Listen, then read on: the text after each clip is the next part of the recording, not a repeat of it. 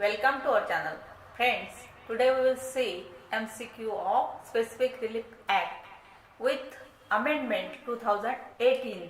Friends, watch our complete video, like it, share it, comment on it. Don't forget to subscribe our channel. So friends, we will see MCQs on the Specific Relief Act with 2018 amendments. Question with answer. Question number 1. Relief of damages or compensation are covered under. Answer is option number A, Indian Contract Act. Question number 2.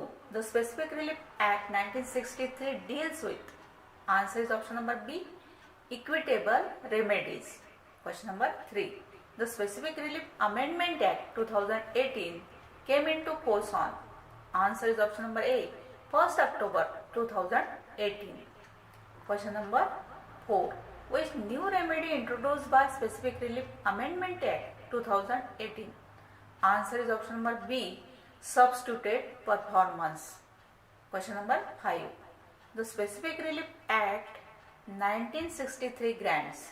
Answer is option number C, both specific and preventive relief. Question number 6. After 2018 Amendment Act, now specific performance will be granted, subject to certain exceptions which are elaborated in Section 11, subsection 2, 14, Section 14 and Section 16 of Amendment Act, Amended Act. Answer is option number B, mandatorily. Question number 7. The Law of Specific Relief Act is a part of. Answer is option number B, procedural law. Question number 8. As per section, specific relief is to be granted only for enforcing individual civil rights and not for enforcing penal laws. Answer is option number B, section 4, as per section 4. Question number 9. Obligation under the Specific Relief Act is. Answer is option number A, right in personam. Question number 10. Obligation under the Specific Relief Act includes. Answer is option number D, none of the above. Question number 11. Obligation under the Specific Relief Act includes. Answer is option number D, all of the above. Means option A, obligation arising out of trust. Option B, obligation arising under a statute. Option C, obligation arising out of tort as to contract. Question number 12. An instrument whereby the destination or devolution of successive interest in movable or immovable property is disposed of or is agreed to be disposed of is called. Answer is option number C, settlements. Question number 13. A person claiming title to suit property also set up a plea of adverse possession. Answer is option number A, both pleas are alternative and permissible. Question number 14. Which of the following sections of the Specific Relief Act deals with suit by a person dispossessed of immovable property? Answer is option number D, section 6. Question number 15. A suit for possession under section 5 can be filed within. Answer is option number B, 12 years. Question number 16. A suit for possession of an immovable property under section 6 of Specific Relief Act can be filed within of dispossession. Answer is option number D, 6 months. Question number 17.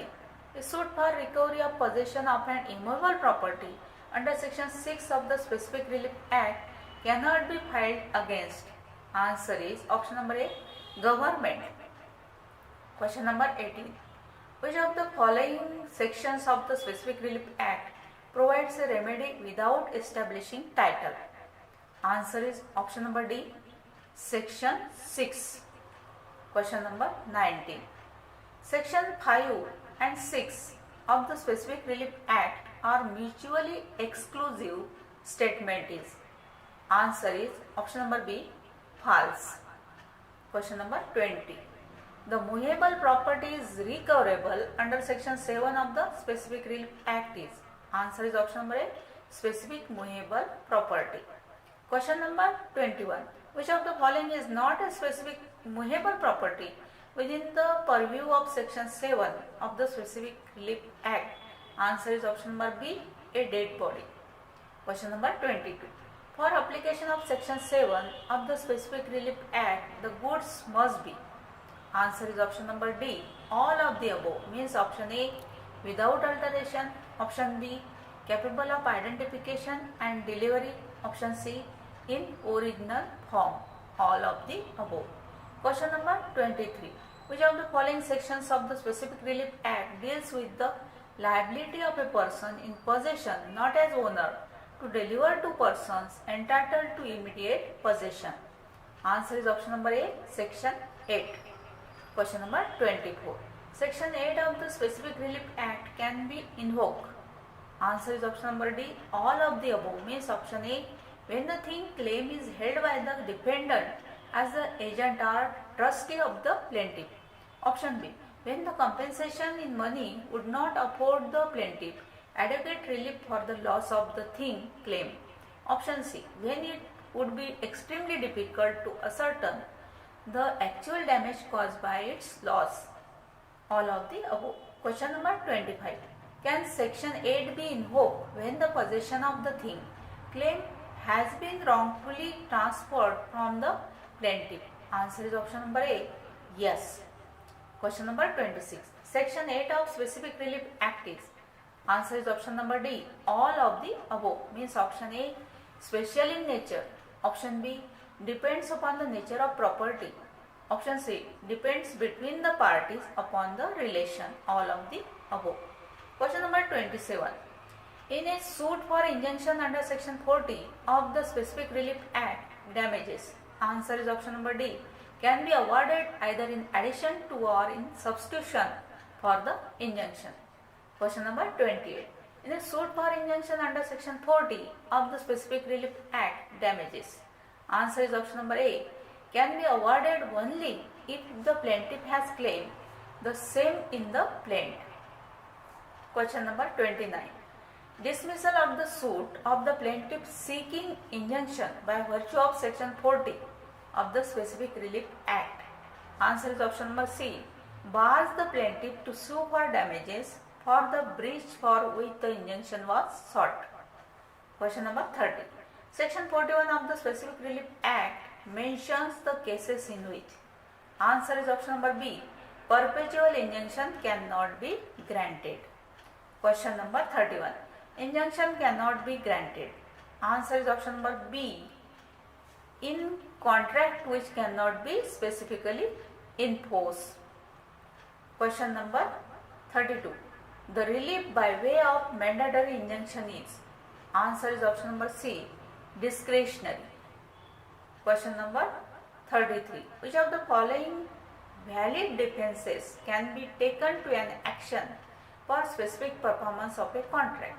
Answer is option number D, all of the above. Means option A, mistake. Option B, fraud. Option C, misdescription. All of the above. Question number 35. Which of the following valid defenses can be taken to an action for specific performance of a contract? Answer is option number A, defective title. Question number 36. Mere inadequacy of consideration is no ground for specific performance of a contract. The statement is. Answer is option number B, false. Question number 37.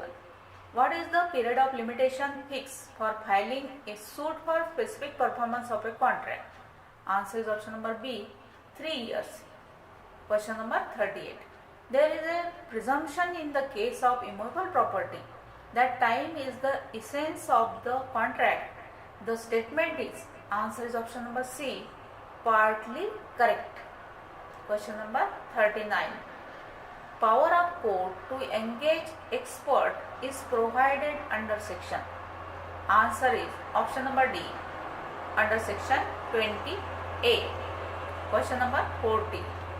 Time limit for discovery of mistake or fraud under section 26 of Specific Relief Act 1963 is.